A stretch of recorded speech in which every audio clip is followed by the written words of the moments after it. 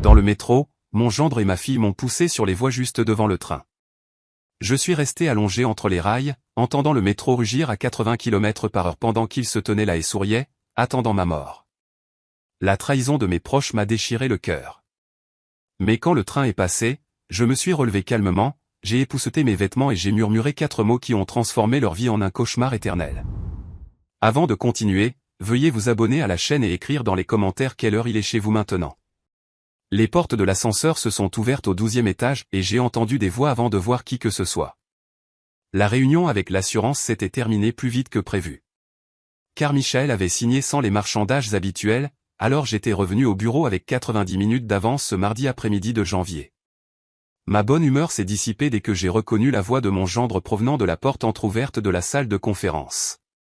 Combien de temps attendons-nous encore? Il a 62 ans.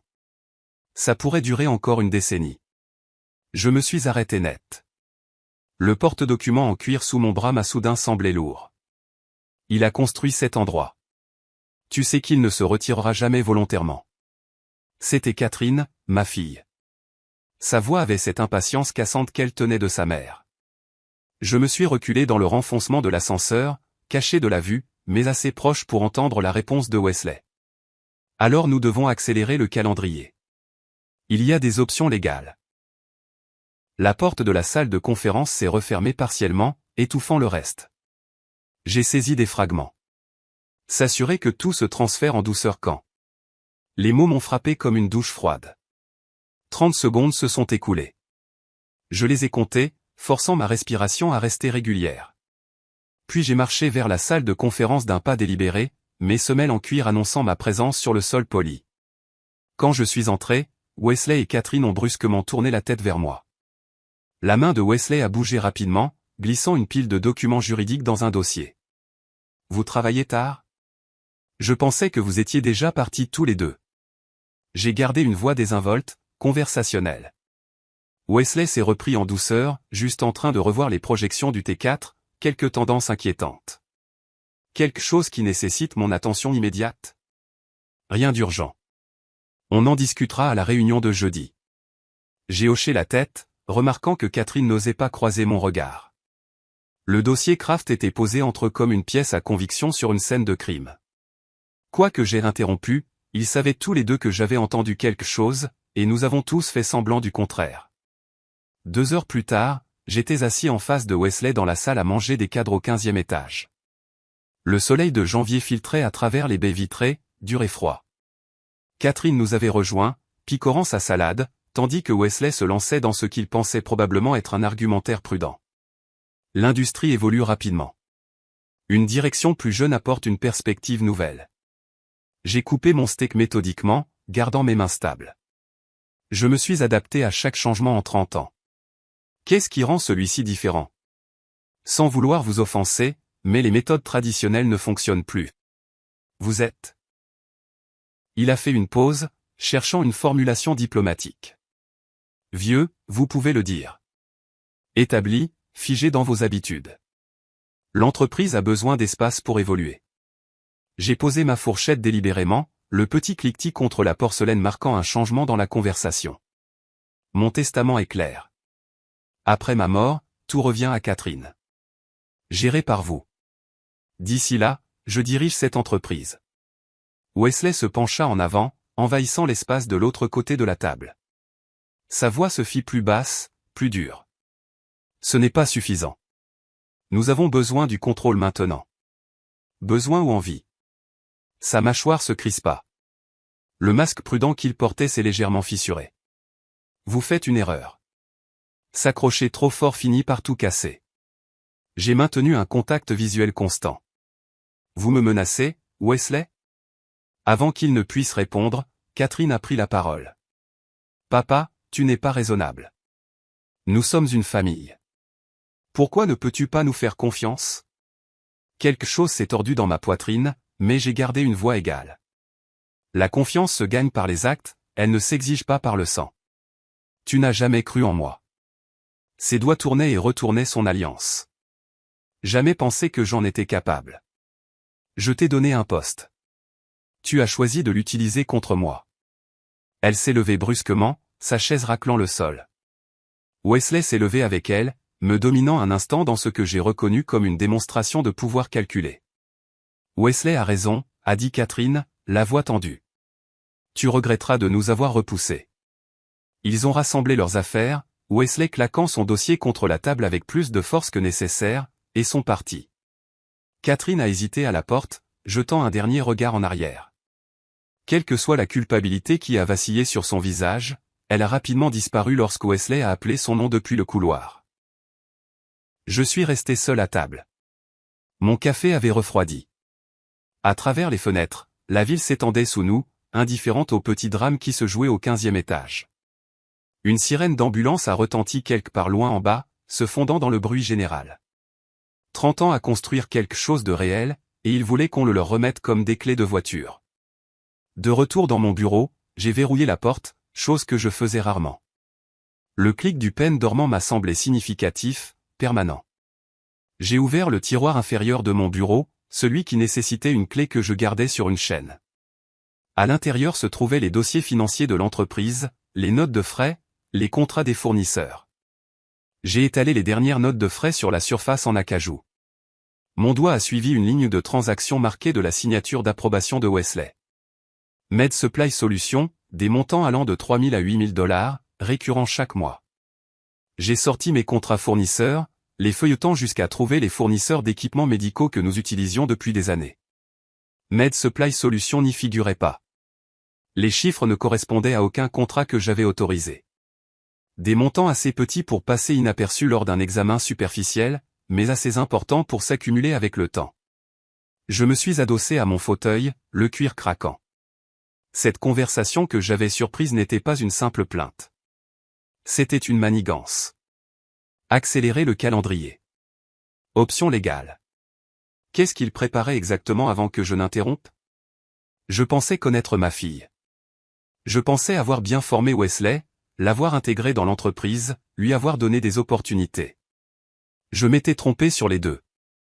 Ma main reposait sur un dossier portant le logo du groupe Ellis Healthcare. Ma création, bâtie à partir de rien en 3 décennies. La lumière hivernale déclinait maintenant, projetant de longues ombres sur le bureau. J'ai regardé les photographies encadrées sur mon mur. Cérémonie d'inauguration, récompense communautaire, conférence médicale. Wesley avait balayé ces photos d'un geste dédaigneux lors d'une réunion le mois dernier. À l'époque, j'avais pensé qu'il était juste négligent. Maintenant, je comprenais que c'était du mépris. J'ai sorti mon téléphone de ma poche et j'ai photographié les notes de frais, chaque page montrant clairement la signature de Wesley. Puis j'ai tout remis dans le tiroir et je l'ai refermé à clé. À travers la fenêtre de mon bureau, je pouvais voir les lumières de Manhattan s'allumer alors que l'obscurité s'installait sur la ville. Quelque part dans ce bâtiment, Wesley et Catherine célébraient probablement ce qu'ils prenaient pour ma faiblesse, ma sentimentalité, mon refus de voir ce qu'ils faisaient réellement. Ils voulaient l'entreprise. Très bien. J'ai parlé à voix haute dans le bureau vide, ma voix calme et froide. Vous voulez l'entreprise? Voyons voir si vous pouvez gérer ce qui va suivre. J'ai ouvert mon ordinateur portable et j'ai créé un nouveau dossier. Préparation audit T1. Assez innocent. À l'intérieur, j'ai commencé à documenter tout ce que j'avais remarqué. Chaque conversation, chaque irrégularité. S'ils voulaient jouer à ce jeu, ils allaient découvrir que j'y jouais depuis plus longtemps qu'ils n'étaient en vie. 3 semaines se sont écoulées au ralenti. Février est arrivé avec de la neige sale s'accumulant contre les trottoirs de Manhattan et une froideur qui n'avait rien à voir avec la météo. J'avais pris l'habitude d'arriver au bureau plus tôt chaque matin, souvent à 7 heures, parfois plus tôt. La maison de ville de l'Upper East Side, ma propriété, mon nom sur l'acte de vente, était devenue inconfortable.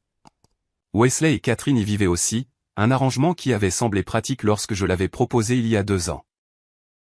Maintenant, cela ressemblait à un territoire ennemi. Je gardais mes distances. Les laisser penser que je battais en retraite.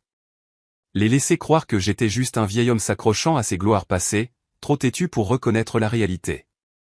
Pendant ce temps, je documentais tout. Par un matin gris de début février, j'ai poussé les portes tournantes du siège du groupe Ellis Healthcare à 6h45. Le hall était vide, à l'exception de la sécurité. J'ai pris l'ascenseur jusqu'au 12e, m'attendant au silence habituel d'un bureau pas encore réveillé. Au lieu de cela, les lumières brillaient dans la salle de conférence principale. À travers les parois de verre, j'ai vu Wesley debout en bout de table, ma place habituelle, s'adressant à 3 de nos directeurs de clinique. Sandra Chen n'était pas parmi eux, ce qui était notable car elle était ma directrice des opérations la plus fiable depuis une décennie. Je n'ai pas hésité.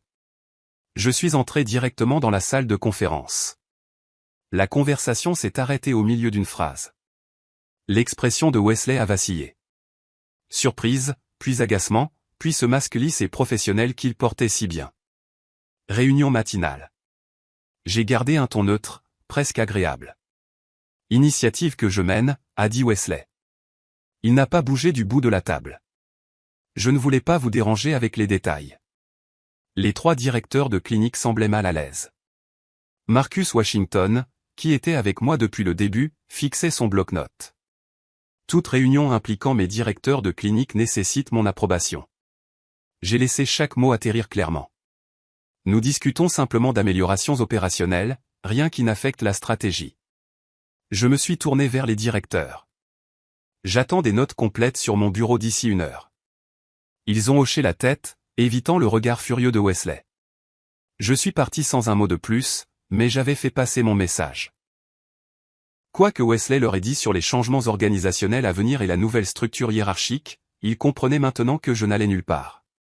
Ce soir-là, je suis rentré à la maison de ville plus tard que d'habitude.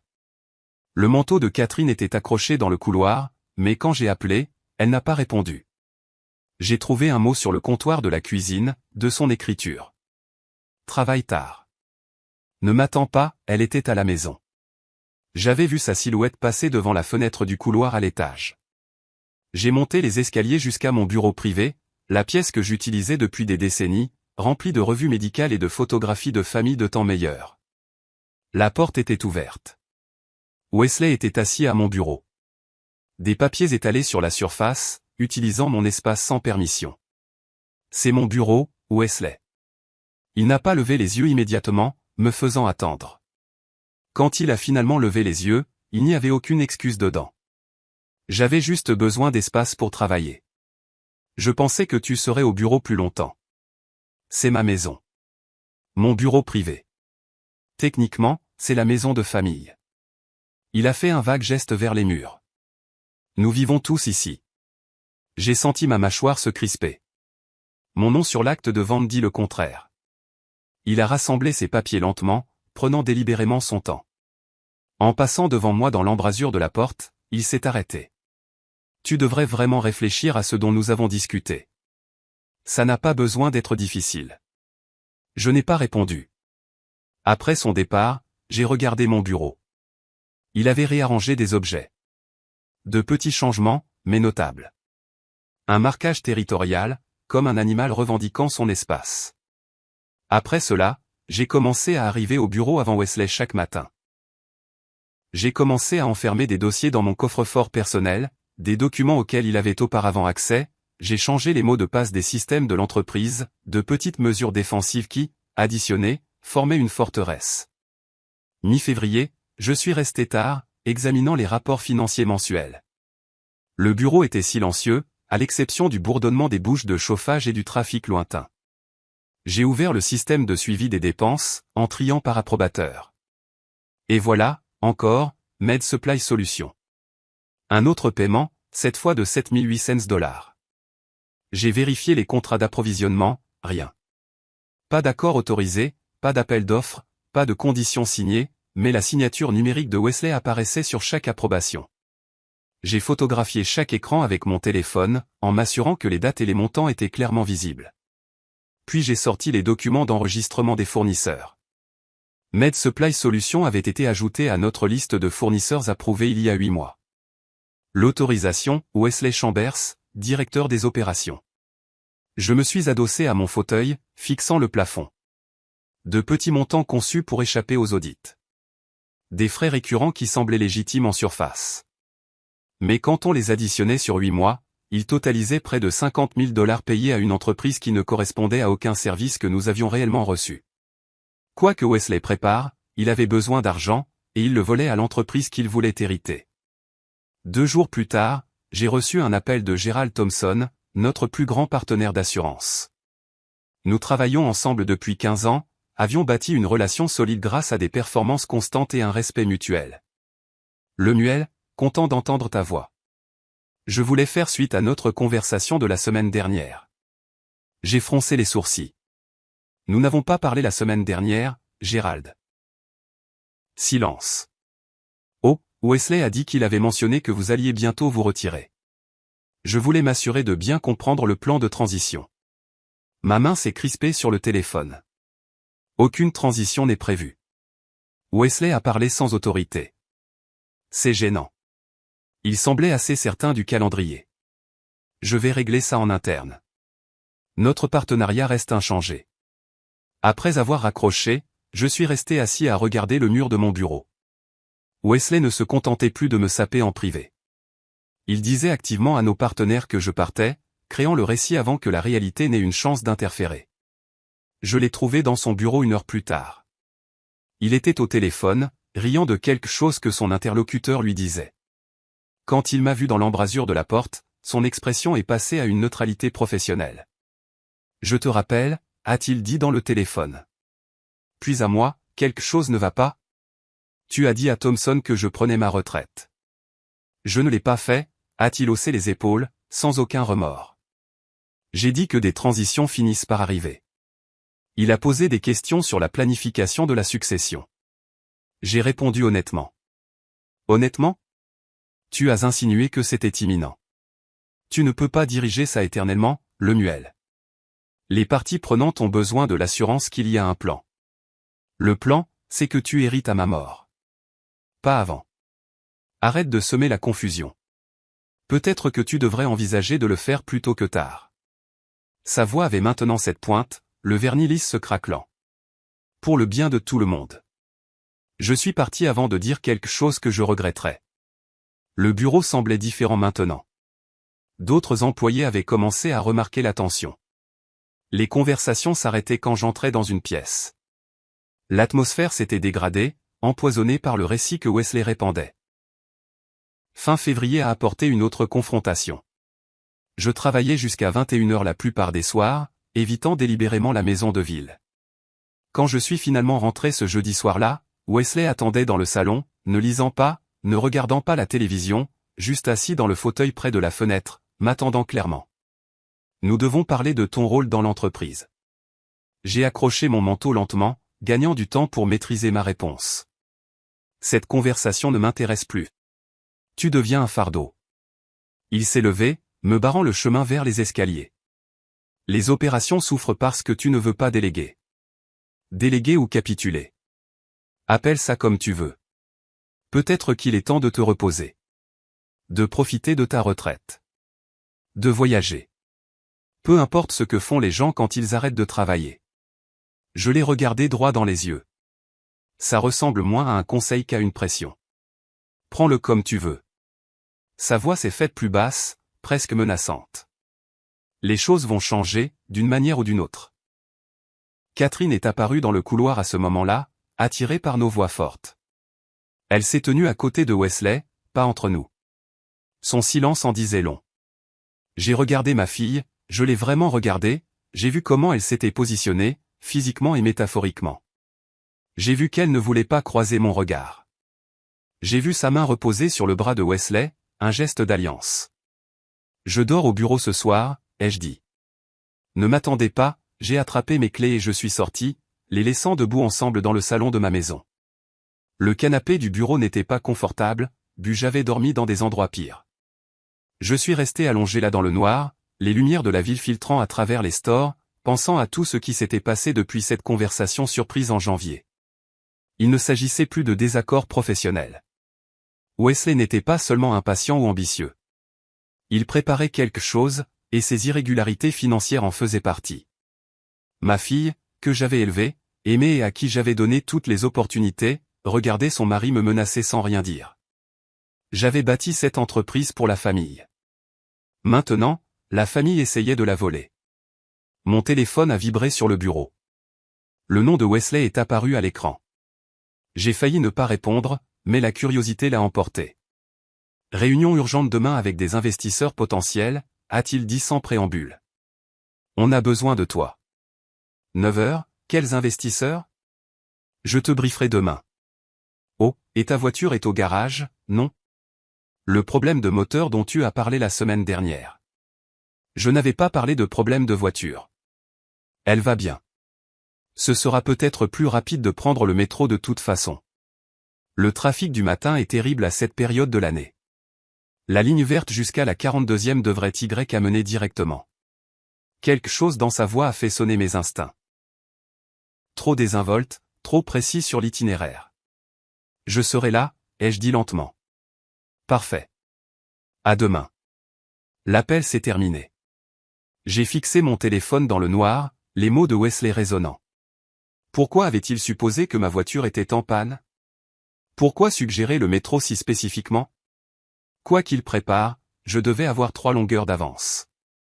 Mais allongé sur ce canapé inconfortable, je ne pouvais pas me défaire du sentiment que demain matin, quelque chose allait basculer. Une ligne serait franchie. Un point de non-retour atteint. J'avais raison de me méfier. Je ne savais juste pas encore à quel point. Je vivais dans le bureau aménagé depuis une semaine lorsque l'appel est arrivé, à 8h45 un mercredi matin de début mars, et j'étais entouré de documents financiers étalés sur une table pliante qui me servait à la fois de bureau et de table à manger. L'appartement était temporaire, impersonnel, juste un endroit pour dormir pendant que je préparais mon prochain coup, loin de la maison de ville qui ne me semblait plus être chez moi. Le nom de Wesley a clignoté sur l'écran de mon téléphone. J'ai failli ne pas répondre. Nous avons un problème sérieux. Sa voix portait une urgence fabriquée. United Healthcare se retire. J'ai posé mon café avec précaution. Quoi? Nous venons de renouveler ce contrat en janvier. Leur équipe d'évaluation des risques a trouvé des problèmes. Ils sont au bureau maintenant et exigent de vous parler personnellement. Quel genre de problème? Des problèmes de conformité, des questions opérationnelles. Je n'ai pas de détails. Ils veulent le propriétaire. Personne d'autre ne fera l'affaire. Il a fait une pause. Viendrez-vous ou non? Chaque instinct me disait que c'était faux, mais le scénario était assez plausible pour que j'enquête. United Healthcare représentait 30% de notre chiffre d'affaires. S'il menaçait vraiment de résilier. Je prends la voiture. Je suis là dans 20 minutes. Tu n'as pas regardé le trafic. La FDR est complètement bloquée. Un semi-remorque renversé près de la 96e rue. J'ai ouvert l'application de trafic sur mon téléphone. Il avait raison. Une ligne rouge continue s'étendait le long de l'autoroute. Comment le sais-tu? J'ai juste essayé de partir pour une réunion. J'ai fait demi-tour. C'est un cauchemar. On n'y arrivera jamais en voiture. Itinéraires alternatifs? Il nous faudra au moins 40 minutes. Nous n'avons pas 40 minutes. Prends le métro. La ligne de Lexington va directement au bureau. La logique était solide. Je détestais être manœuvré, mais le temps comptait si cette crise était réelle. Où est-ce qu'on se retrouve? Station de Lexington Avenue, 63e rue.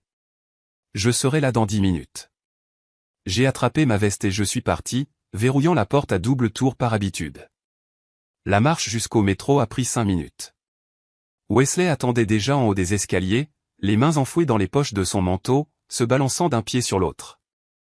Belle matinée pour un mois de mars, a-t-il dit en s'approchant. On se croirait presque au printemps. Je n'ai pas répondu à la conversation de politesse. Nous sommes descendus dans la station ensemble, avons passé nos cartes de métro et nous sommes dirigés vers le quai en direction du centre-ville.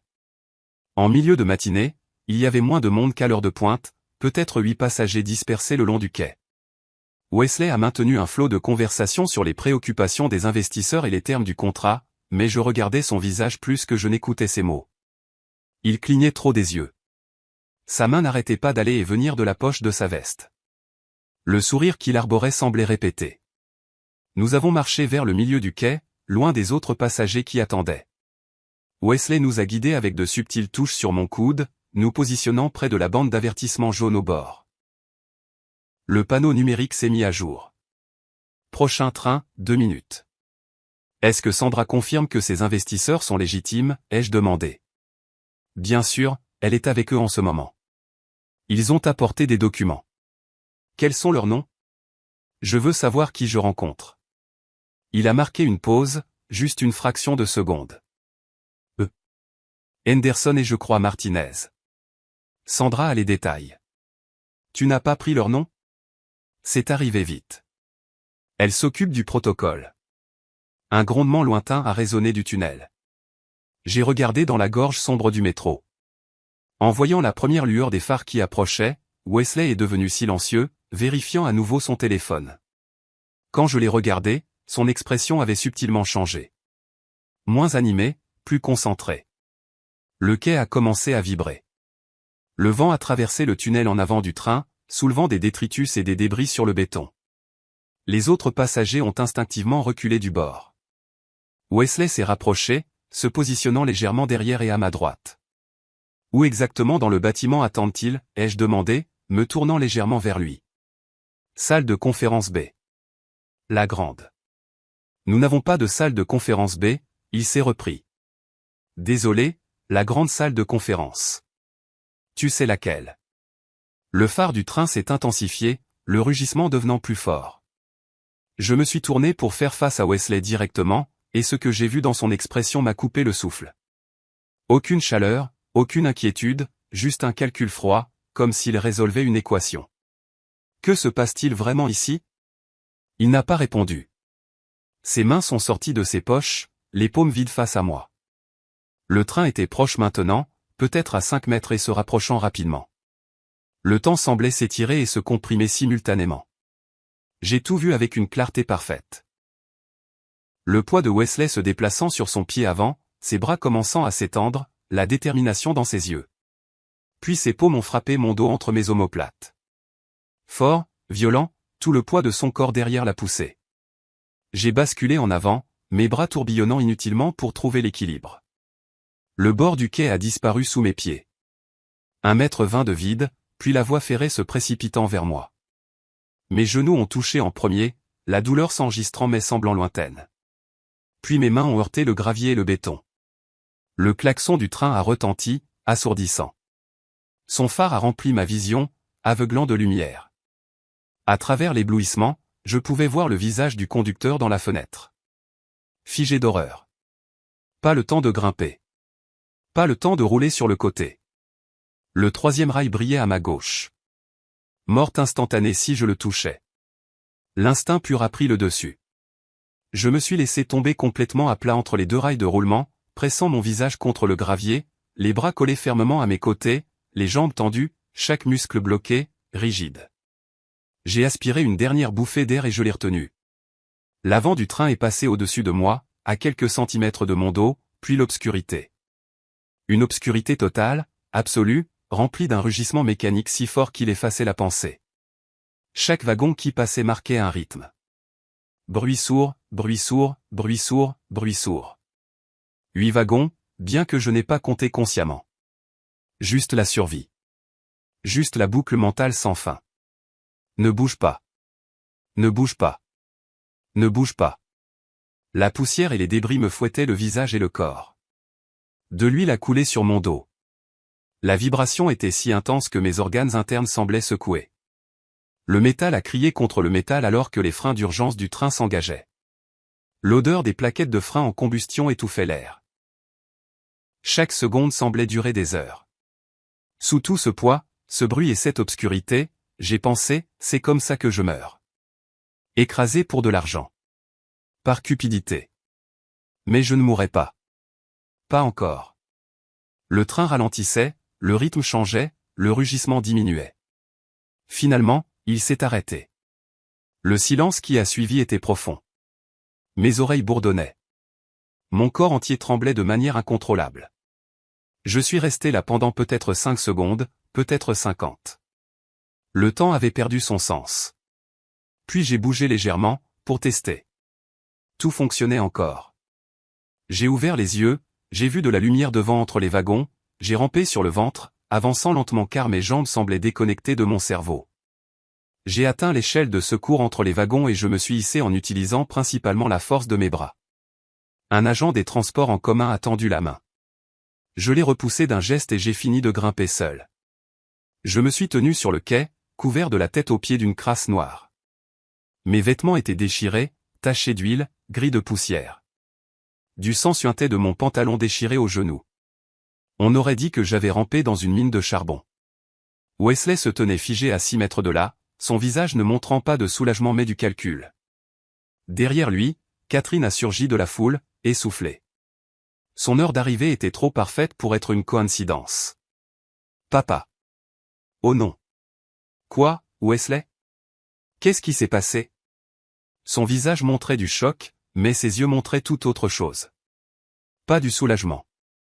De la frustration.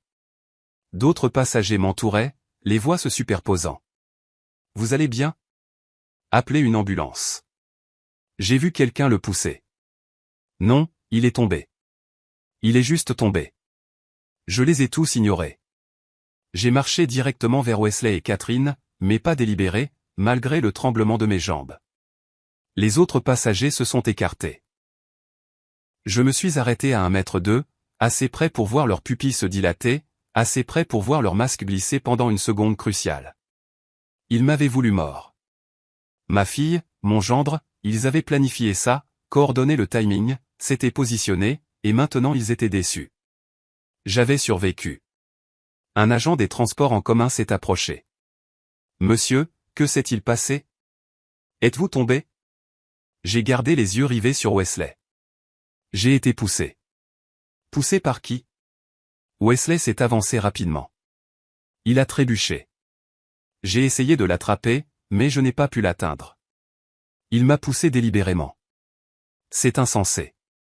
La voix de Wesley a pris une innocence blessée. Pourquoi ferais-je ça? Il est confus. Agent, le traumatisme. Je les ai étudiés tous les deux pendant un long moment. Catherine ne pouvait pas soutenir mon regard. Wesley le soutenait trop longtemps, trop fermement, surcompensant. Autour de nous, d'autres agents sont arrivés. Des passagers ont fait des dépositions. Quelqu'un a appelé les secours. J'ai parlé doucement, mais chaque mot a atterri avec une certitude absolue. On se verra au tribunal. Puis je me suis tourné et j'ai marché vers la sortie de la station, les laissant avec les agents. Derrière moi, Wesley a crié, Lemuel, attends. C'est un malentendu.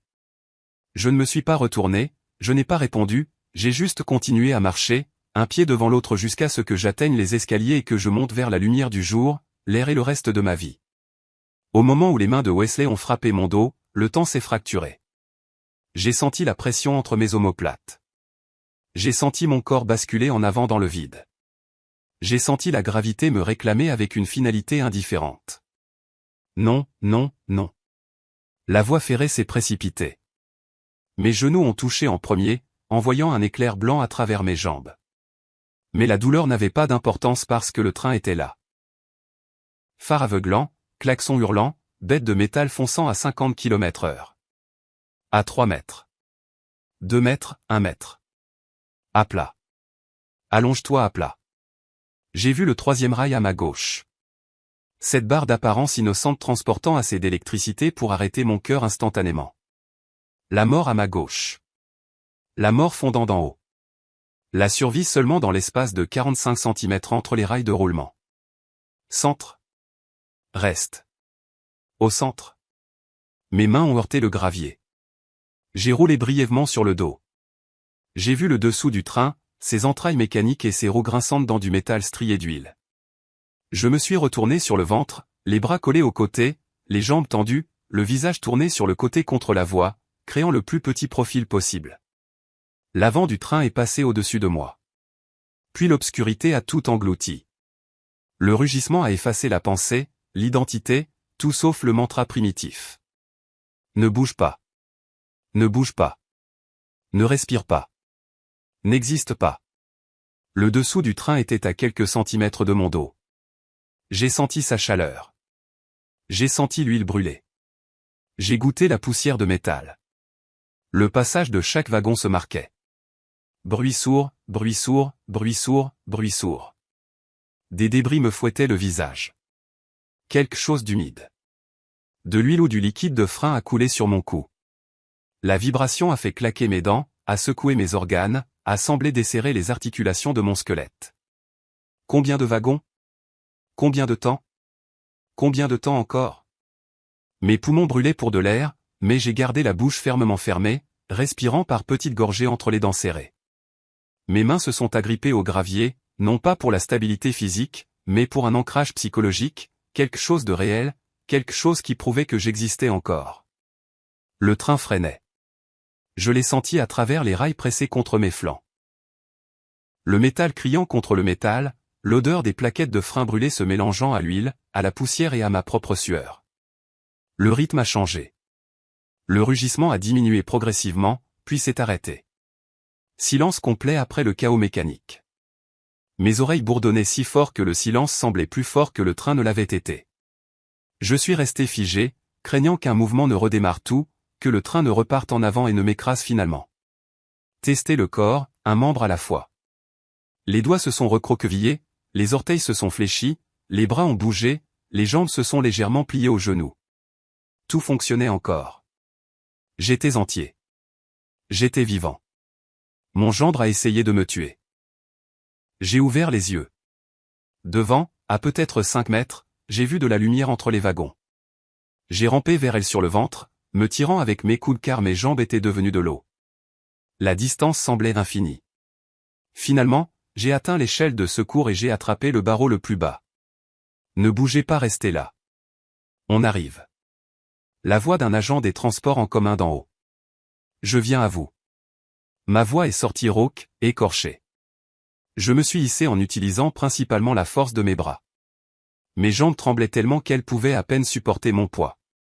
Main après main, barreau après barreau, j'ai grimpé pour remonter sur le quai. L'agent a tendu la main pour m'aider. Je l'ai repoussé d'un geste et j'ai fini seul, me hissant par-dessus le bord et me tenant sur des jambes qui tremblaient comme celles d'un veau nouveau-né. Le quai était un chaos. Les passagers se regroupaient, les voix se superposant. Vous avez vu? Quelqu'un l'a poussé. Non, il est tombé. Appelez une ambulance. Je me suis tenu là, brossant inefficacement mes vêtements, laissant des traînées noires sur mes mains. Mon costume était détruit, déchiré aux genoux et aux coudes, trempé d'huile et de crasse des voies. Mon visage semblait couvert de poussière. Quand j'ai touché ma joue, mes doigts sont revenus noirs. Puis j'ai vu Wesley. Il se tenait à 6 mètres de là, figé sur place. Son visage était un masque de fausse inquiétude qui n'atteignait pas ses yeux. Nos regards se sont croisés. Pendant une seconde non gardée, j'ai vu à travers lui complètement. Pas d'inquiétude, pas de soulagement, du calcul. Il était déjà en train de construire son histoire, de préparer sa défense. Papa. Catherine a surgi de la foule, son manteau grand ouvert, les cheveux en désordre. Elle a attrapé mon bras. Je me suis vivement dégagé. Son arrivée était trop commode. Elle était censée être au bureau ou à la maison ou n'importe où sauf ici. Pourtant, elle se tenait là, essoufflée, au moment exact pour jouer la fille inquiète. Oh mon Dieu, que s'est-il passé, Wesley? Que s'est-il passé? La performance était habile. Sa voix était parfaitement modulée entre le choc et l'inquiétude, mais ses yeux la trahissaient. Quand elle m'a regardé, m'a vraiment regardé avant de se souvenir de composer son expression, j'ai vu de la frustration, pas du soulagement. Il m'avait voulu mort. La prise de conscience s'est cristallisée avec une clarté parfaite. Ce n'était pas une impulsion soudaine de Wesley, un moment de rage. C'était planifié, coordonné. La fabrication de la réunion urgente, le rapport de trafic qu'il avait attendu, la position spécifique sur le quai, l'arrivée chronométrée de Catherine pour assister au tragique accident. Un agent des transports en commun a traversé la foule. « Monsieur, êtes-vous blessé? Que s'est-il passé ?» J'ai gardé les yeux sur Wesley. J'ai été poussé. Poussé par qui? Wesley a bougé rapidement, sa voix prenant une innocence blessée. Il a trébuché. J'ai essayé de l'attraper mais je n'ai pas pu l'atteindre. Le train arrivait si vite. Il m'a poussé.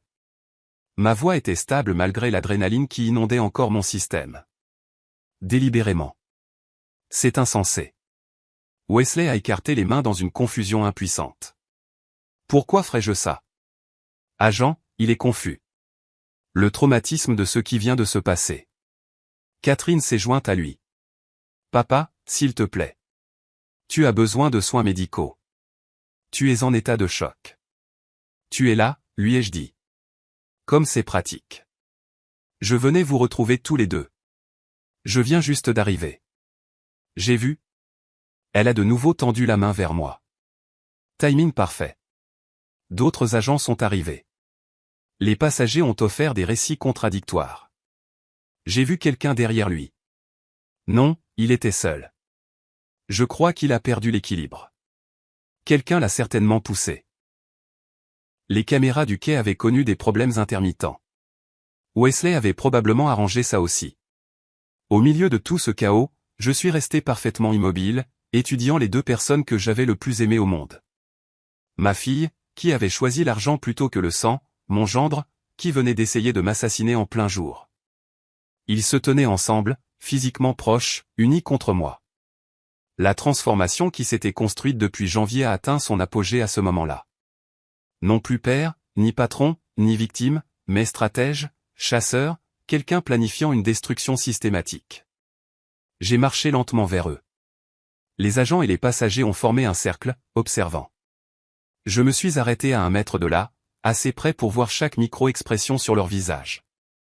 La mâchoire de Wesley était serrée. Catherine tournait son alliance. Tous deux attendaient mon prochain mouvement. J'ai regardé Wesley, puis Catherine, puis de nouveau Wesley. J'ai laissé le silence s'étirer jusqu'à ce qu'il devienne inconfortable. Puis j'ai parlé assez doucement pour qu'ils aient à tendre l'oreille. On se verra au tribunal. Je me suis retourné et j'ai marché vers la sortie de la station. Lemuel, attends, a appelé Wesley après moi. C'est un malentendu. On doit en parler. Je ne me suis pas retourné, je ne l'ai pas reconnu, j'ai juste marché d'un pas ferme vers les escaliers. Chaque pas m'éloignant du quai et me rapprochant de quelque chose de nouveau, de concentré, de dangereux. Derrière moi, j'ai entendu les agents demander à Wesley et Catherine de rester pour des questions supplémentaires.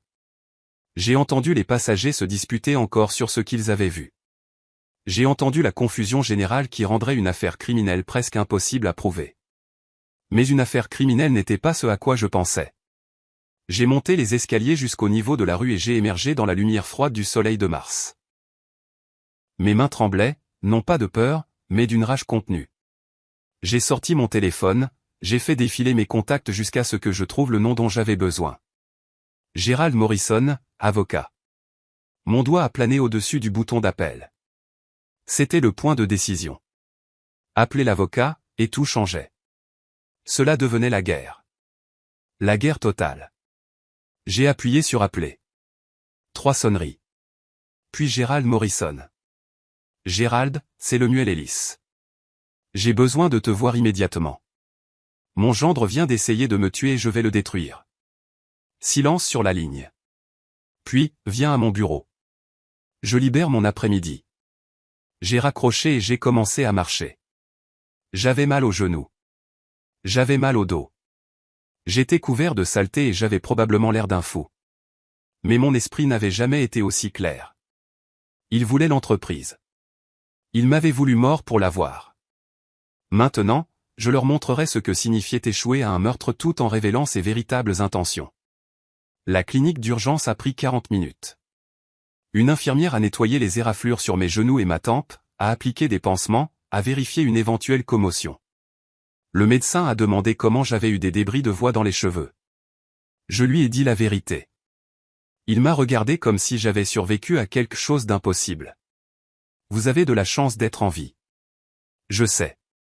En début d'après-midi, j'étais assis en face de Gerald Morrison dans son bureau de Midtown. Mon costume en ruine avait été remplacé par des vêtements que je gardais dans mon casier de sport, froissés mais propres. Le bureau de Gerald était couvert de rapports de police et de dépositions de témoins. Je vais être direct, il a fait glisser le premier document vers moi. L'affaire pénale est faible, très faible. J'ai pris le rapport de police. Les caméras du quai avaient connu une défaillance technique pendant la fenêtre précise de l'incident. 6 témoins présents, 6 histoires différentes. 3 m'ont vu trébucher. 2 ont cru voir une possible poussée. 1 n'a rien vu du tout. Les caméras sont tombées en panne au moment exact, ai-je dit. Ce n'est pas une coïncidence. Je suis d'accord. Mais prouvez le sabotage. Gerald a secoué la tête. Presque impossible, et sans preuve vidéo, l'avocat de Wesley détruira ça au tribunal. Il dira que vous avez eu un vertige à cause du stress, qu'il a essayé de vous attraper mais a manqué. Alors il s'en sort après avoir essayé de m'assassiner? Pénalement, probablement. Gérald s'est adossé à son fauteuil. Mais il y a d'autres moyens de chercher la justice. Je l'ai regardé attentivement. C'est-à-dire? Vous avez mentionné des soupçons d'irrégularité financière. Celle-ci laisse des traces. Le papier ne ment pas comme les témoins. La compréhension s'est faite. Le poursuivre pour fraude au lieu de tentative de meurtre. Fraude, détournement de fonds, manquement à l'obligation fiduciaire. Beaucoup plus facile à prouver, beaucoup plus difficile à défendre. Il a sorti un bloc-notes. Et ça le détruit financièrement, pas seulement pénalement. J'ai besoin de preuves, de documentation, de relevés de transactions. Vous êtes le propriétaire. Vous avez un accès légal à tout. Gérald s'est penché en avant. Mais vous avez besoin qu'il soit à l'aise, pas méfiant. Jouez le père indulgent. Laissez-le penser que vous laissez tomber. L'idée me retournait l'estomac, mais la stratégie était solide. Combien de temps cela prendra-t-il? Des semaines. Peut-être un mois pour tout rassembler, engager des experts comptables judiciaires, construire un dossier en béton. Il a croisé mon regard. Pouvez-vous le faire? Vivre sous le même toit que quelqu'un qui a essayé de vous tuer. J'ai pensé à être allongé entre ces rails de métro, au train passant à quelques centimètres de mon dos, à émerger pour voir la déception sur le visage de ma fille au lieu du soulagement. Oui, ai-je dit. Je peux le faire. Ce soir-là, je suis retourné à la maison de ville. Mes mains tremblaient en tournant la clé, mais mon expression est restée neutre. Wesley et Catherine étaient assis dans le salon. Ils ont semblé surpris quand je suis entré. Tu es de retour, a dit Wesley prudemment. J'ai posé ma mallette et je me suis assis dans mon fauteuil habituel, reprenant mon territoire. J'ai eu le temps de réfléchir à ce qui s'est passé, à nous. Catherine s'est penchée en avant, la vie est trop courte pour les conflits familiaux. Peut-être que j'ai trébuché. Le stress ces derniers temps, je ne dors pas bien. Les mots avaient un goût de poison, mais je les ai prononcés avec fermeté. Mon avocat a déconseillé de porter plainte. Résultat incertain, ça déchire la famille de toute façon. Alors tu dis quoi exactement? La voix de Wesley était suspicieuse. Je dis que nous allons de l'avant. Mettons ça derrière nous. Je ne veux pas perdre ma fille pour un accident. Catherine a commencé à pleurer. Elle a traversé la pièce et m'a serré dans ses bras. J'ai supporté cela brièvement, puis je me suis reculé, maintenant une distance. Wesley me regardait avec des yeux calculateurs, essayant de déterminer si c'était authentique. Juste comme ça, tu pardonnes tout? J'ai rencontré son regard avec fermeté. Je n'ai pas dit ça. J'ai dit, nous allons de l'avant. Au cours des 2 semaines suivantes, j'ai travaillé depuis mon bureau à domicile jusque tard dans la nuit. À 2 heures du matin, la maison était silencieuse, à l'exception du bourdonnement de mon ordinateur. J'ai consulté 5 ans de dossiers financiers. J'ai fait défiler les notes de frais et les paiements aux fournisseurs. Et voilà. Med Supply Solutions. Des paiements récurrents chaque mois, des montants allant de 3 000 à 8 000 $. J'ai ouvert notre dossier de contrat fournisseur. Aucun accord avec une entreprise de ce nom. J'ai vérifié l'enregistrement de l'entreprise, créée dans le Delaware en 2021. Adresse indiquée comme une boutique UPS à Newark. J'ai ouvert le portail bancaire et j'ai retracé les virements. Le compte de destination était aux îles Caïmans. Le nom du titulaire du compte incluait le nom de jeune fille de la mère de Wesley, Harrington. Erreur d'amateur. Un plancher a craqué devant mon bureau. J'ai rapidement minimisé les fenêtres. Wesley est apparu dans l'embrasure de la porte, les cheveux en désordre. Tu travailles tard, tu n'arrivais pas à dormir? J'ai désigné l'écran, affichant d'inoffensifs rapports trimestriels. Je passe en revue les chiffres. Pourquoi maintenant? Tu ne t'es jamais soucié des détails avant. Frôler la mort change la perspective. Ça donne envie que les choses soient en ordre. Il est entré dans la pièce, les yeux balayant mon bureau.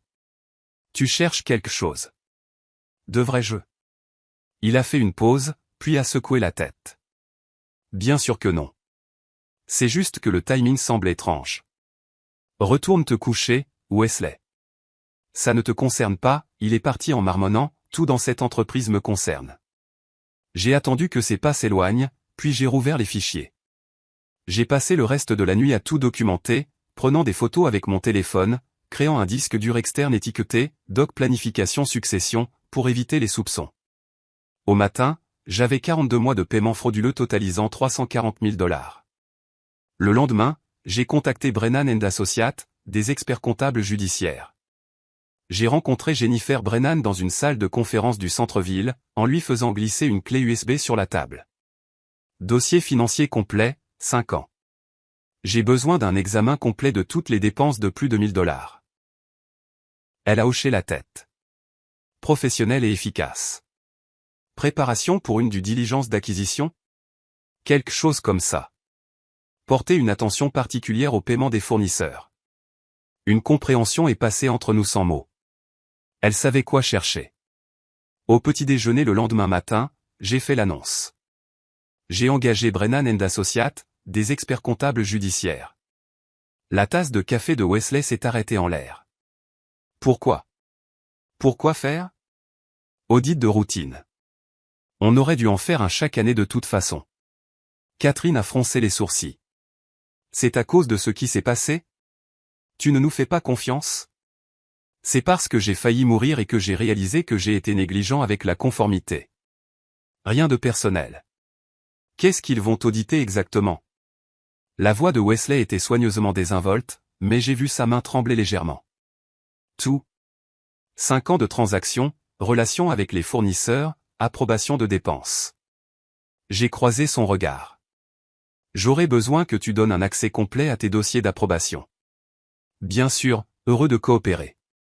3 semaines plus tard, fin avril, début mai, j'étais assis seul dans ma voiture près du bureau.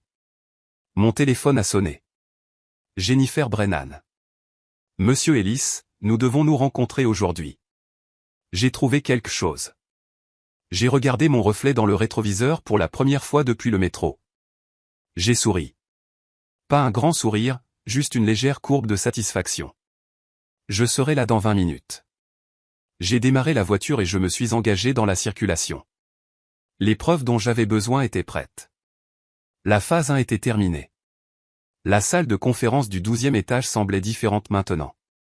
C'est là que j'avais surpris Wesley et Catherine en train de comploter en janvier, là où tout avait commencé. 4 mois plus tard, j'étais assis en bout de table dans la même pièce, sur le point de mettre fin à tout ce qu'ils avaient prévu. 9 heures, mardi matin, début mai, un soleil éclatant à travers les fenêtres. Sandra Chen était assise à ma droite. Elle avait été briefée. Robert Park et Margaret Foster flanquaient le côté opposé, tous deux comprenant ce qui allait arriver. Wesley et Catherine étaient assis en face de moi, croyant encore qu'il s'agissait d'une revue trimestrielle de routine du conseil d'administration. J'ai distribué des documents reliés à chaque personne. La page de couverture indiquait « Proposition de restructuration confidentielle ». L'expression de Wesley est passée de l'ennui à une attention vive en lisant le titre. À côté de lui, Catherine a feuilleté l'index, la confusion se propageant sur son visage. J'ai pris des décisions concernant la structure future de l'entreprise. Ma voix était formelle, une annonce commerciale froide, pas une discussion familiale. Laissez-moi finir avant les questions. Wesley a commencé à interrompre. J'ai levé une main. Il a fermé la bouche, la mâchoire serrée.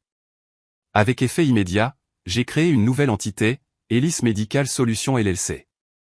4 cliniques seront transférées à cette nouvelle société, Upper East Side, Midtown Financial District et Brooklyn Heights. Je suis passé à la page 3. Ces emplacements représentent environ 65% du chiffre d'affaires total. J'ai vu le visage de Wesley s'assombrir alors qu'il traitait les implications. Les principaux contrats d'assurance seront transférés à Ellis Medical Solutions, United Healthcare, Aetna, Blue Cross. Sandra Chen sera la directrice des opérations de la nouvelle entité. Sandra a hoché la tête une fois, confirmant. La société d'origine, Ellis Healthcare Group, conservera 4 emplacements et les relations fournisseurs existantes. Wesley et Catherine, vos postes restent au sein d'Ellis Healthcare Group. Wesley s'est levé si vite que sa chaise a basculé en arrière, s'écrasant contre le sol. Vous ne pouvez pas faire ça. C'est du sabotage. Du dépouillement d'actifs illégal. C'est tout à fait légal. Robert Park a fait glisser un document sur la table. Avis juridique 6 juin. Monsieur Ellis détient 100% du capital de l'entreprise. Il a le droit absolu de restructurer. Je vais vous poursuivre en justice. Injonction contre le transfert d'actifs. Vote d'urgence du Conseil. Margaret Foster a interrompu calmement. Le Conseil n'est que consultatif. Aucun pouvoir de vote. Cette restructuration est entièrement dans les droits du propriétaire. Le visage de Wesley est devenu rouge foncé. Il s'est penché sur la table, pointant du doigt les documents. Cette entreprise nous était promise. Votre testament régit l'héritage après la mort. Je suis vivant. Je suis resté assis, les mains à plat sur la table. Je peux restructurer comme je le souhaite. Catherine a commencé à pleurer. Elle a tendu la main sur la table, essayant de saisir la mienne. Je me suis reculé, maintenant une distance physique. Papa, s'il te plaît, ne nous fais pas ça. Nous sommes une famille. La famille a essayé de me tuer. Tu te souviens? C'était un accident. Tu as dit que tu nous avais pardonné. J'ai dit que nous irions de l'avant. Ceci, s'est avancé séparément. Wesley a frappé du poing sur la table, faisant sauter les verres d'eau. Il ne reste rien. Ces cliniques sont à peine rentables. Alors vous devrez gérer efficacement. J'ai regardé ma montre. Dédaigneux. Bonne pratique. Comment sommes-nous censés survivre avec ça? La voix de Catherine s'est élevée, les larmes coulant. J'ai croisé son regard directement. De la même manière que j'ai survécu allongé entre les rails du métro. Débrouillez-vous. Wesley a attrapé les documents et est sorti en trombe. Catherine l'a suivi. La porte a claqué assez fort pour faire trembler le cadre. Sandra a expiré lentement. Il a fallu du courage. Il a fallu des maths. Les chiffres ne manquent pas sur qui a volé. J'ai rassemblé mes affaires. Nous finaliserons la logistique du transfert cet après-midi. Je veux que tout soit opérationnel d'ici 2 semaines.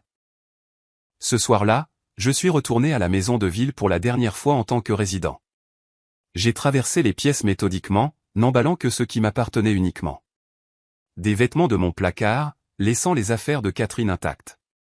Des documents du coffre-fort. Des photos de la jeune Catherine avant Wesley, laissant les photos de mariage là où elles étaient accrochées. Wesley m'a trouvé dans la chambre principale, une valise ouverte sur le lit. Tu nous mets dehors? Ta propre fille? J'ai plié une chemise avec précision. Ma maison, ma décision. 30 jours et le préavis légal requis. Je lui ai tendu une enveloppe. Il l'a déchirée. A lu l'avis d'expulsion. Où sommes-nous censés aller? Ce n'est pas mon problème. Trouvez un appartement. Utilisez votre salaire d'Ellis Healthcare Group. Quel salaire? Sans ces contrats, il n'y a pas de revenu pour la paix. J'ai posé l'avis d'expulsion sur la commode. Alors réduisez les dépenses, donnez la priorité à la gestion de base. Catherine est apparue dans l'embrasure de la porte. Je n'arrive pas à croire que tu fais ça. Je n'ai pas levé les yeux de mes bagages. Je n'arrive pas à croire que tu te tenais sur ce quai en souriant pendant que je frôlais la mort. Elle n'a pas eu de réponse à cela. Ils ont tous les deux regardé pendant que je descendais des boîtes et que je les chargeais dans le coffre de ma voiture. J'ai enlevé mes clés de maison du porte-clés et je les ai posées sur le comptoir de la cuisine. Wesley a brièvement bloqué la porte. Je suis passé sans m'arrêter. L'appartement demeurait il était spartiate. 3 étages à monter, une chambre, non meublée à l'exception d'une seule chaise que j'avais achetée ce matin-là. J'ai monté les boîtes seules dans les escaliers, les disposant en rangées nettes le long du mur. J'ai ouvert les stores. Vue différente de la maison de ville. Pas de jardin, pas d'intimité, mais dégagé, honnête. Je me suis assis dans la chaise en mangeant un dîner à emporter pendant que mon téléphone vibrait à plusieurs reprises avec des appels et des SMS de Wesley. Je les ai tous ignorés. L'appartement résonnait quand je marchais. L'espace vide semblait plus propre que des pièces remplies contaminées par la trahison. 10 jours passèrent. La nouvelle entreprise fonctionnait sans problème. Sandra gérait les opérations quotidiennes pendant que je me concentrais sur la planification stratégique. L'ancienne entreprise luttait, exactement comme prévu. Wesley passait des appels désespérés aux fournisseurs, essayant de négocier de meilleures conditions sans aucun levier. Catherine travaillait tard, essayant d'équilibrer des budgets qui ne s'équilibraient pas. J'étais dans mon nouveau bureau, examinant les projections financières avec Sandra, quand mon assistante a frappé. « Monsieur Ellis, il y a un huissier ici. Des documents juridiques pour vous. » L'enveloppe était épaisse. Je l'ai ouverte, debout dans l'embrasure de la porte. Wesley et Catherine avaient intenté un procès contestant la restructuration, demandant une injonction, alléguant un manquement à l'obligation fiduciaire et des mauvais traitements envers une personne âgée. 15 pages d'allégations arguant que j'étais mentalement incompétent, agissant par malveillance, violant des promesses implicites. J'ai lu toute la plainte sans m'asseoir. Quand j'ai fini, j'ai regardé Sandra. Ils se défendent. Qu'est-ce qu'on fait? Je me suis permis un léger sourire, le premier authentique depuis des semaines. Nous contre-attaquons. Mettez Morrison au téléphone. Elle a immédiatement attrapé son portable. J'ai marché jusqu'à la fenêtre, regardant Manhattan qui s'étendait dans toutes les directions. Wesley pensait que c'était une question d'entreprise, d'argent, de contrôle et d'héritage. Il n'avait toujours pas compris. Ce n'était pas une question d'affaires. C'était une question de responsabilité, de s'assurer que les gens qui essaient de vous assassiner pour le profit perdent tout ce qu'ils espéraient de votre mort. Le procès était attendu, même bienvenu. Il ouvrait la porte à la communication des pièces, aux dépositions, à la mise au jour de tout dans le dossier public. Ils avaient attaqué en premier, pensant que l'agression m'intimiderait. Ils venaient de commettre une grave erreur. La voix de Morrison est venue par le haut-parleur. J'ai entendu dire qu'il passe à l'artillerie lourde. Bien, ai-je dit. Cela rend la phase 2 plus facile. Il est temps de leur montrer ce que nous avons trouvé dans l'audit. Morrison a étalé le procès sur sa table de conférence. 47 pages d'accusations, chacune plus absurde que la précédente. J'étais assis en face de lui, lisant des sections, secouant parfois la tête. Ils prétendent que vous avez fait des promesses orales de transférer l'entreprise. Morrison a surligné un passage avec un marqueur jaune. Peuvent-ils le prouver? Non, car je n'ai jamais promis de transfert immédiat, seulement un héritage après ma mort. L'angle de la compétence est plus préoccupant. Il a tourné à la page 32. Il demande une évaluation psychologique ordonnée par le tribunal, citant un comportement erratique post-traumatisme. J'ai levé les yeux brusquement. Sur la base de quoi? L'incident du métro.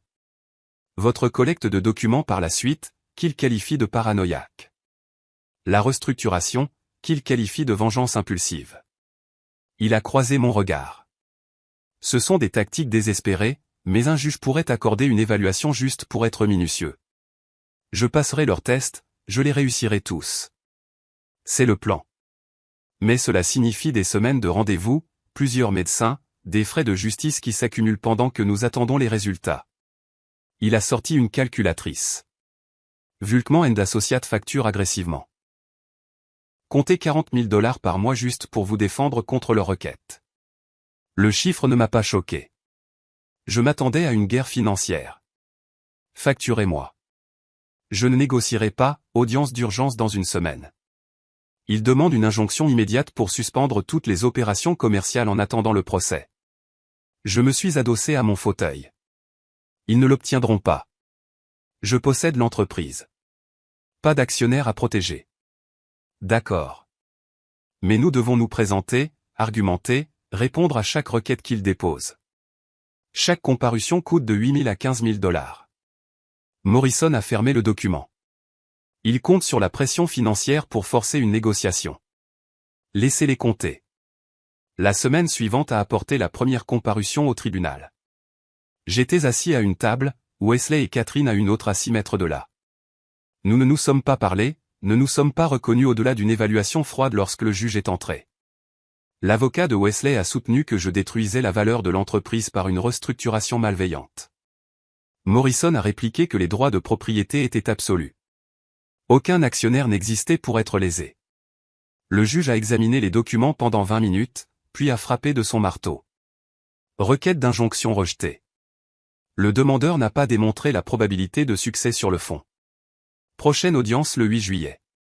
Petite victoire, mais les victoires coûtent de l'argent. Cette audience seule, 12 000 $ de frais de justice. Le tribunal a cependant accordé une demande.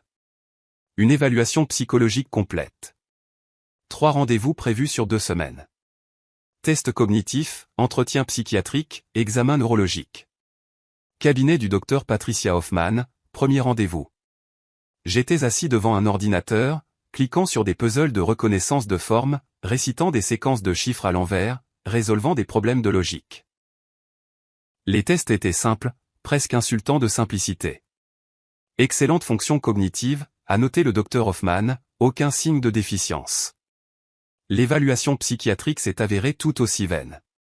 Le docteur Ramirez m'a interrogé sur l'incident du métro, sur mes décisions commerciales, sur les relations familiales. Comment le fait d'avoir frôlé la mort a-t-il affecté votre état mental? Cela a clarifié mes priorités, m'a montré en qui je pouvais avoir confiance. Certains pourraient interpréter vos décisions commerciales comme des représailles. Certains pourraient interpréter une tentative de meurtre comme un motif pour protéger ses actifs contre des criminels. Il a pris des notes sans expression. Votre fonction cognitive semble excellente. Je ne vois aucun signe de capacité diminuée. L'examen neurologique a complété la trilogie. Scanners cérébraux, test de réflexe, évaluation de coordination, tout était normal. Le rapport des évaluateurs nommés par le tribunal, aucune preuve de déficience psychologique ou de capacité de prise de décision diminuée. Pendant ce temps, Wesley détruisait ce qui restait de l'ancienne entreprise. Désespéré de réduire les coûts, il a licencié 40% du personnel. Les couloirs des cliniques résonnaient de vide. La qualité des soins aux patients a chuté. Les bulletins d'information locaux sur la santé ont commencé à publier des articles sur la crise. Il a également essayé de recruter des employés d'Hélice Medical Solutions. Sandra Chen a reçu son appel et lui a dit exactement où aller. D'autres sont également restés fidèles. La réputation de Wesley le précédait maintenant. Personne ne voulait travailler pour quelqu'un faisant l'objet d'une enquête fédérale. Juin est devenu un marathon de comparutions au tribunal, de requêtes en communication de pièces, de conférences de calendrier, de litiges sur la production de documents. Les avocats de Wesley exigeant des communications internes, essayant de prouver une intention malveillante. Morrison ne fournissait que ce qui était légalement requis, rien de plus. Chaque audience signifiait un autre jour au tribunal, une autre facture d'avocat. À la fin du mois, j'avais dépensé 87 000 $ pour me défendre contre des réclamations sans fondement. Un soir de fin juin, j'étais assis seul dans mon bureau, examinant les coûts croissants. Les demandes de communication de pièces s'empilaient sur mon bureau. Wesley exigeant des centaines de documents, chacun nécessitant du temps d'examen par un avocat. Plus de frais, plus de retard. Sandra a frappé à ma porte. Vous avez l'air épuisé. Quand avez-vous pris un jour de congé pour la dernière fois? Quand les poursuites cesseront? Elle s'est assise en face de moi. Inquiétude évidente. Cette bataille juridique vaut-elle votre santé? Ils ont essayé de me tuer. Oui, ça vaut tout. Et s'ils gagnent? Et si le tribunal se range de leur côté? J'ai ouvert le tiroir de mon bureau et j'ai touché le dossier à l'intérieur. Ils ne gagneront pas. J'ai quelque chose qu'ils ne connaissent pas encore. L'audit. L'audit. Encore 2 semaines de leurs attaques. Puis je mettrai fin à tout ça. Mon téléphone a vibré. Le nom de Morrison est apparu. J'ai répondu en mode haut-parleur. 3 nouvelles requêtes déposées aujourd'hui. Nous devons discuter de la stratégie de réponse. Sandra s'est levée pour partir. Je lui ai fait signe de rester et j'ai sorti mon agenda. La première semaine de juillet était marquée pour une réunion de stratégie, la même semaine où le rapport d'audit final était attendu. Planifiez-le, ai-je dit à Morrison, et assurez-vous que Jennifer Brennan puisse y assister. Il est temps de déployer la phase 2. J'ai raccroché et j'ai regardé le dossier sur mon bureau. À l'intérieur se trouvait le résumé préliminaire de l'audit. 340 000 $ de vols documentés, des sociétés écrans, des transferts à l'étranger, la signature de Wesley sur chaque transaction frauduleuse. Laissez-les déposer des requêtes. Laissez-les attaquer ma compétence. Laissez-les épuiser des ressources qu'ils n'avaient pas. La contre-attaque arrivait. La première semaine de juillet est arrivée. J'étais assis dans le bureau de Morrison pour notre session de stratégie, examinant l'état des diverses requêtes. Son assistante a frappé et est entrée, portant un épais paquet. Le rapport final de l'audit jury comptable vient d'arriver par coursier. J'ai pris le document relié. La page de couverture indiquait « Audit jury comptable confidentiel, Ellis Healthcare Group, preuve de fraude systématique ». J'ai ouvert au résumé exécutif.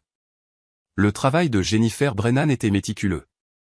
347 pages de preuves, de relevés bancaires, de virements, de communications par email, de documents de création de sociétés écrans montrant Wesley comme bénéficiaire effectif. Une chronologie s'étendant sur 38 mois. Vol total documenté, 340 680 $. Chaque transaction frauduleuse tracée et vérifiée. Chaque approbation portant la signature numérique de Wesley, chaque virement se terminant sur son compte offshore. J'ai regardé Morrison. À quelle vitesse pouvons-nous déposer ça? Il s'est penché en avant, plein d'énergie. Tribunal, 24 heures. SEC et IRS, je peux l'avoir sur leur bureau d'ici demain après-midi. J'ai fermé le rapport avec une finalité décisive. Faites-le. Tous en même temps. Morrison a souri, le premier sourire sincère que je lui voyais depuis des semaines. Maintenant, c'est nous qui attaquons. 48 heures après le dépôt des preuves de l'audit, tout a changé. Morrison a soumis le rapport comme pièce à conviction dans le procès civil, le rendant immédiatement public. Simultanément, des copies ont été envoyées à la division de l'application de la loi de la SEC et à la division des enquêtes criminelles de l'IRS. Le dossier de preuve était complet. 347 pages de dossier financier, relevés bancaires, documentation de virement, documents de création de sociétés écrans montrant Wesley comme bénéficiaire effectif, communication par email entre Wesley et des fournisseurs fictifs envoyés par Wesley à lui-même, créant une trace écrite pour de fausses factures. Le schéma était clair. Wesley approuvait des factures de Med Supply Solutions pour du matériel médical inexistant, les fonds étaient virés sur des comptes offshore. Le titulaire du compte a été retracé jusqu'à la fiducie familiale de Wesley.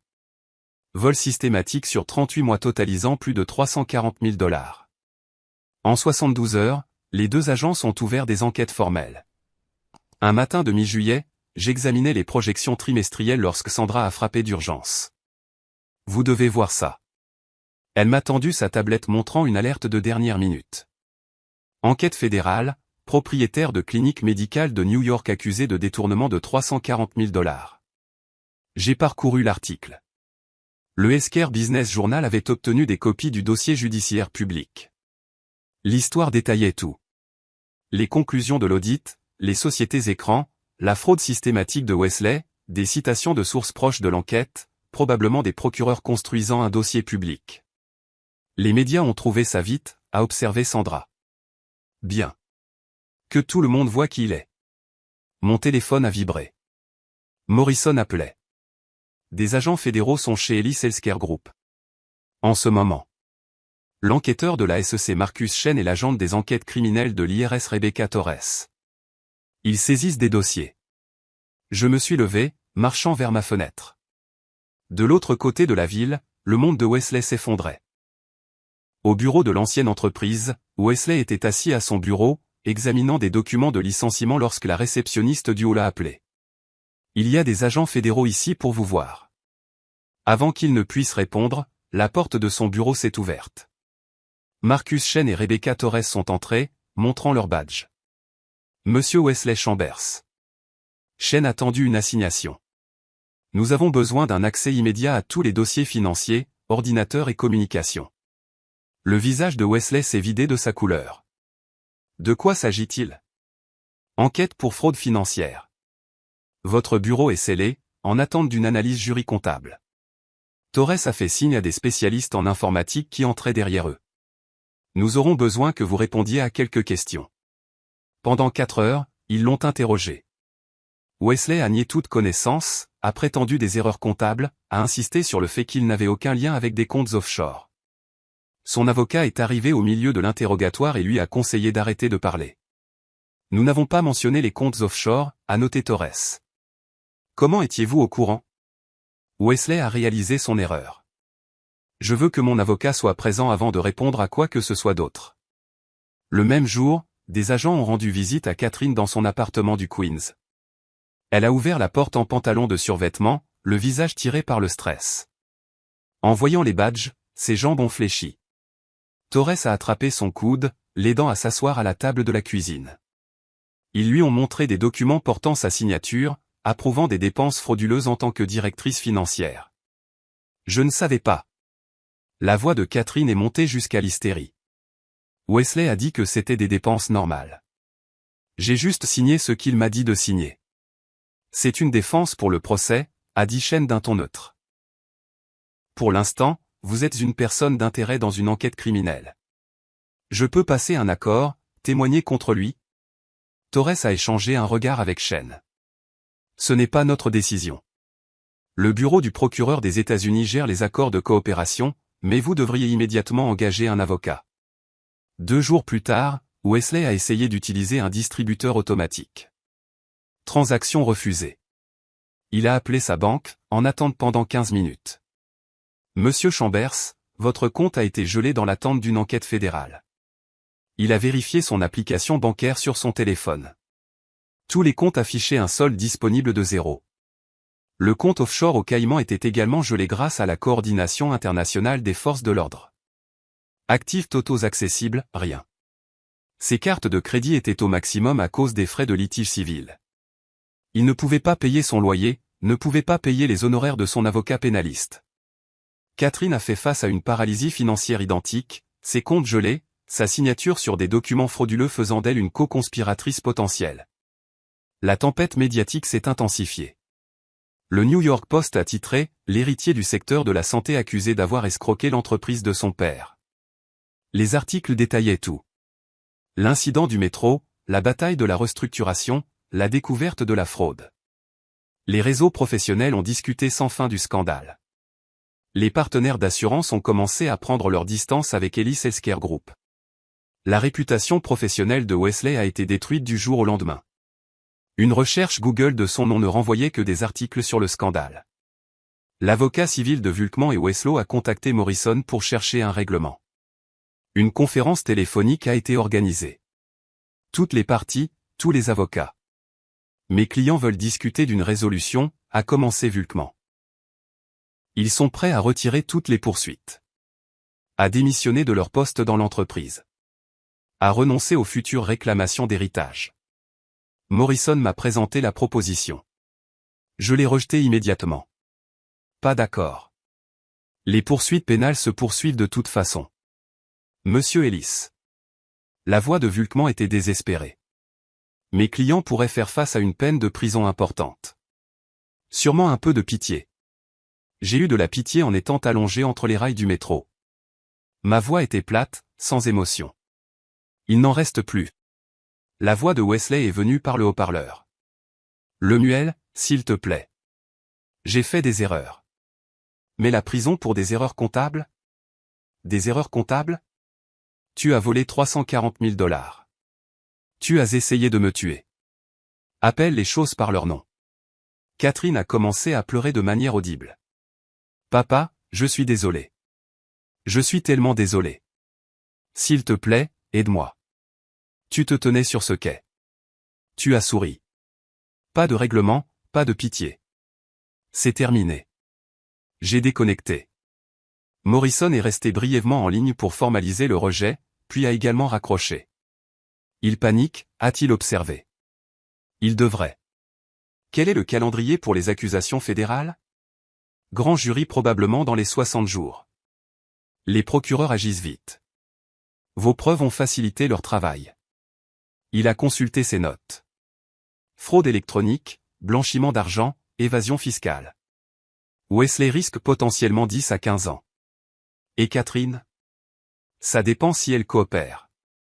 Si elle témoigne contre Wesley, elle pourrait obtenir l'immunité. C'est entre elle et les procureurs. Morrison m'a étudié attentivement.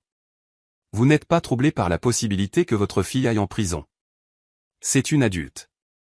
Elle a fait des choix. J'ai rencontré son regard avec fermeté. Si elle témoigne sincèrement, c'est sa décision. Je n'interviendrai pas dans un sens ou dans l'autre.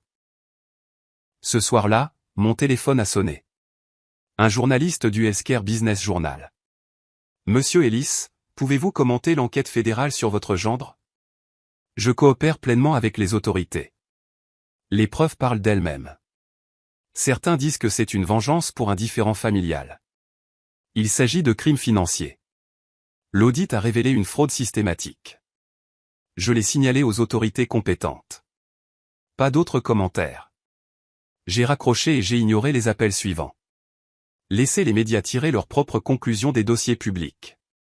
Fin juillet, j'ai reçu un SMS de Morrison. Le bureau du procureur des États-Unis a programmé une réunion demain. Ils veulent discuter de votre coopération et du calendrier des accusations. L'avocat de Wesley les a contactés au sujet de négociations de plaidoyer.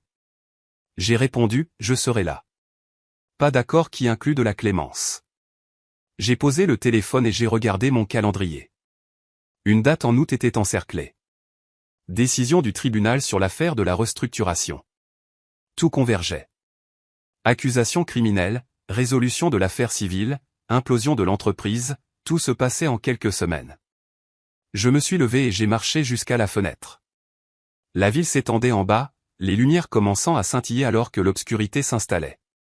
Quelque part là dehors, Wesley et Catherine regardaient leur vie se désintégrer. Compte bancaire gelé, accusations criminelles imminentes, réputation professionnelle détruite. Ils avaient voulu prendre ma vie et mon entreprise. Maintenant, ils n'avaient rien. Et ce n'était que le début. La fin de partie était visible maintenant, inévitable comme le lever du soleil. Tout ce que j'avais construit en 30 ans était soigneusement démantelé et séparé des criminels qui avaient essayé de le voler. Le plan s'exécutait parfaitement. Un matin de début août, j'étais assis dans la salle d'audience, attendant l'entrée du juge Whitmore. Wesley et Catherine occupaient la table de la défense à 6 mètres de là. Wesley avait l'air diminué.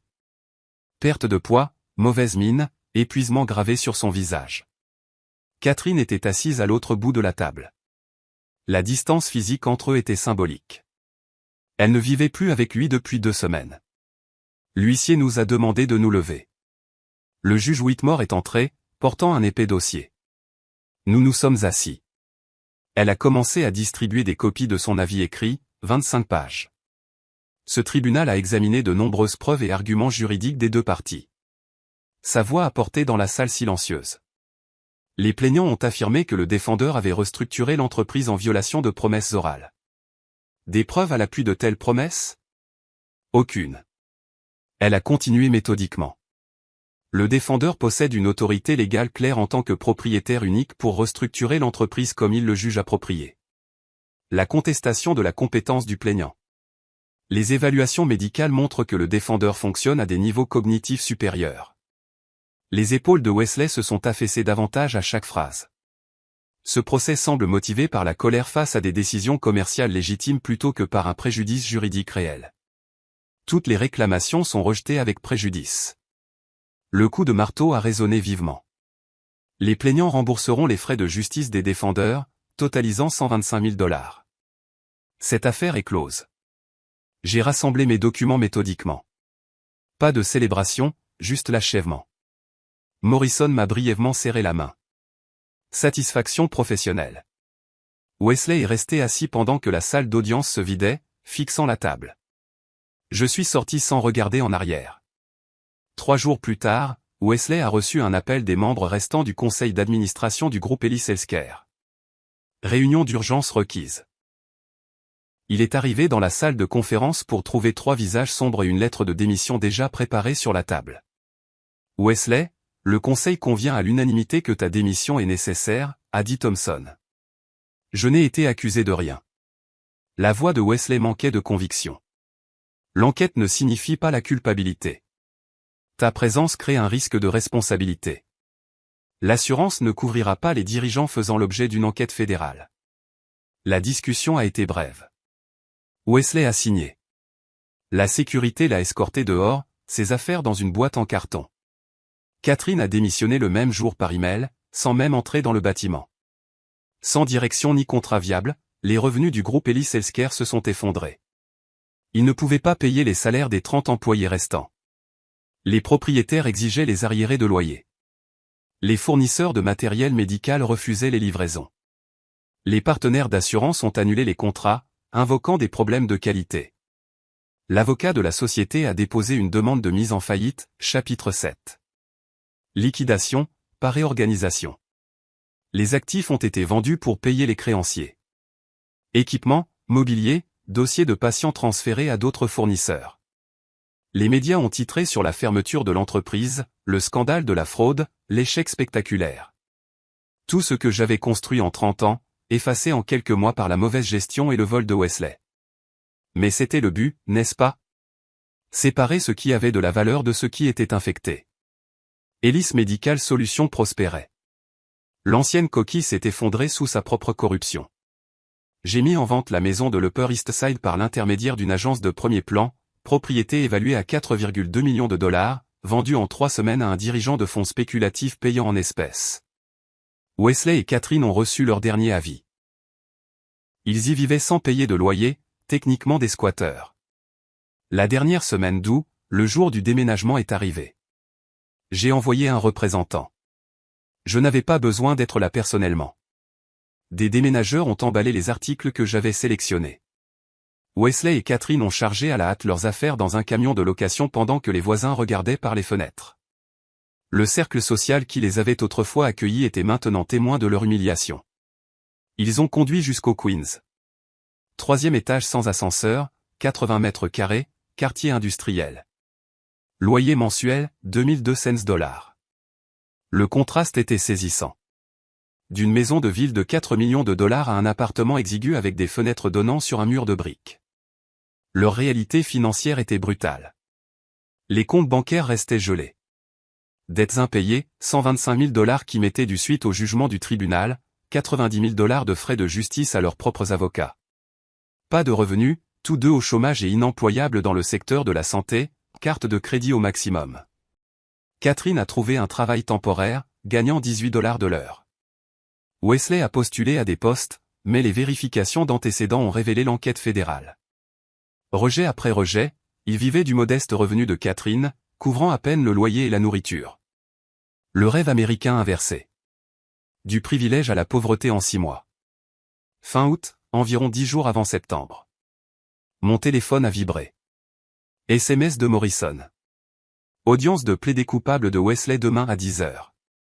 Le bureau du procureur vous invite à assister à l'audience de détermination de la peine si vous souhaitez faire une déclaration de la victime. J'ai répondu, je serai là. Ce soir-là, j'ai ouvert mon ordinateur portable et j'ai commencé à écrire. Première ligne. Le 12 mars 2025, mon gendre m'a poussé sur les voies du métro dans une tentative de meurtre motivée par la cupidité. J'ai fait une pause, pesant soigneusement mes mots. C'était la dernière pièce, la déclaration finale. Tout avait mené à ce moment. J'ai écrit pendant 2 heures, révisant jusqu'à ce que chaque phrase ait un poids précis. Quand j'ai eu fini, j'ai enregistré le document et j'ai fermé l'ordinateur portable. Demain, je rendrai le jugement final. Alors ce serait vraiment fini. Le palais de justice fédéral de Pearl Street brillait sous la lumière du matin de fin août. J'ai passé la sécurité, j'ai pris l'ascenseur jusqu'au 15e étage et je suis entré dans la salle d'audience. Wesley était assis à la table de la défense avec son avocat pénaliste, portant un costume mal ajusté qui flottait sur sa silhouette décharnée. Il avait vieilli de 10 ans en 6 mois. Catherine était assise au dernier rang de la galerie, séparée de son mari. Elle ne le regardait pas. Il ne la regardait pas. Le juge Harrison est entré. Nous nous sommes levés, puis nous nous sommes assis. La formalité rituelle du système judiciaire.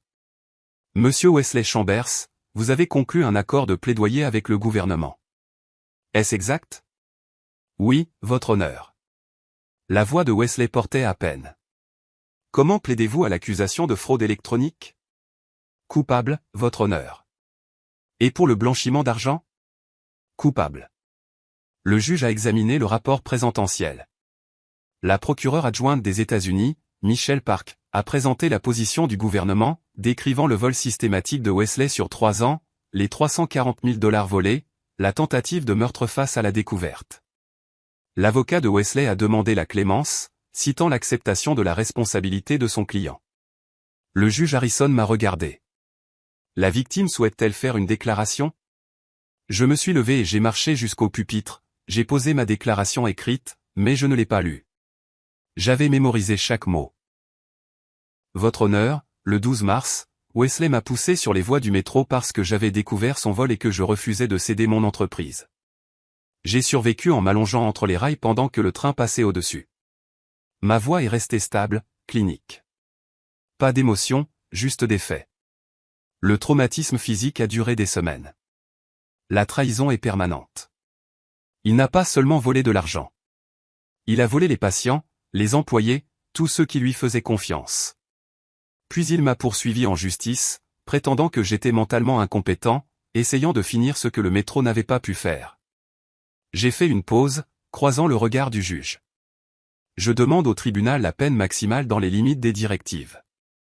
Rendez le prix de la cupidité clair. Je suis retourné à ma place. La salle d'audience était silencieuse. Wesley fixait la table.